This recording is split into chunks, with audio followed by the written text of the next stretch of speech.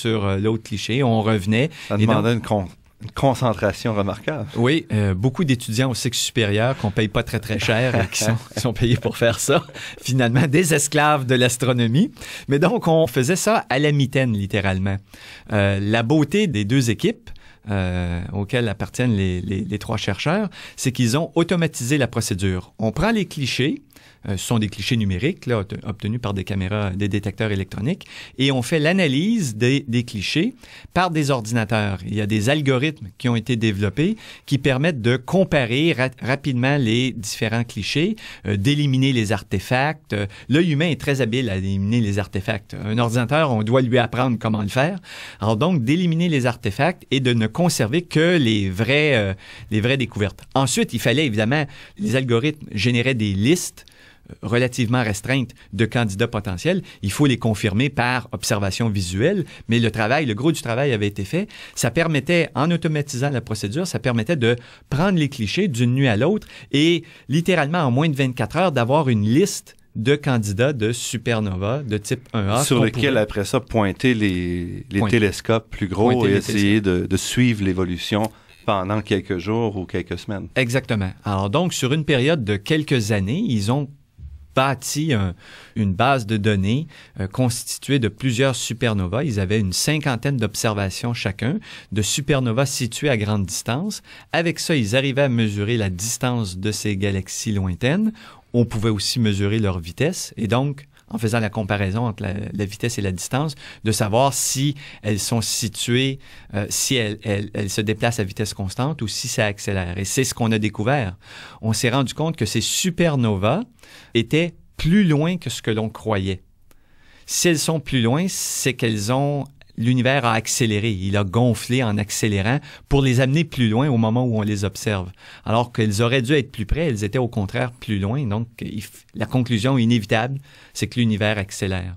Et 10 ans plus tard, après cette découverte-là, est-ce que le monde de l'astronomie, est-ce que la communauté a changé? Est-ce que cette grande question-là est maintenant centrale? Oui, en fait, au moment où la découverte a été annoncée en 1998, ça a fait l'objet de publications dans des revues spécialisées par les deux équipes. Elles étaient en compétition, mais les résultats ont été présentés littéralement presque en même temps. C'est assez amusant de constater que cette rivalité entre les deux équipes, qui au début aurait pu sembler un handicap, a plutôt joué en leur faveur. Parce que si une seule équipe avait présenté ses résultats, la réaction naturelle de l'ensemble de la communauté scientifique serait été de dire un certain scepticisme. Ouais. Parce que c'était très gros comme affirmation. Le fait que deux équipes indépendantes, avec des données différentes, ils ont utilisé des techniques semblables, mais c'est pas le même ensemble de données qu'ils ont obtenues, arrivent au même résultat, c'est une confirmation de la réalité du phénomène. Alors, ça a amené l'acceptation beaucoup plus rapidement dans la communauté. Et donc, il y a de nombreux autres projets qui ont essaimé à partir de ça. On s'est mis à faire des travaux du même genre. On a maintenant des centaines et des centaines d'observations de supernovas de type 1A pour lesquelles on arrive toujours au même résultat. Il faut maintenant faire des expériences dédiées à l'analyse de l'énergie sombre. Il y a donc des observatoires, des télescopes qui sont en construction, des télescopes spatiaux qui sont en construction spécifiquement pour résoudre ce problème. Sur cette ouverture vers l'avenir, donc ça implique qu'on aura des générations d'astronomes et de cosmologistes et de physiciens qui vont travailler sur cette question pour essayer de savoir de quoi est fait les trois quarts de l'univers.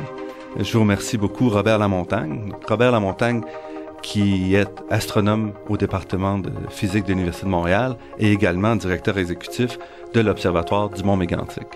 Merci.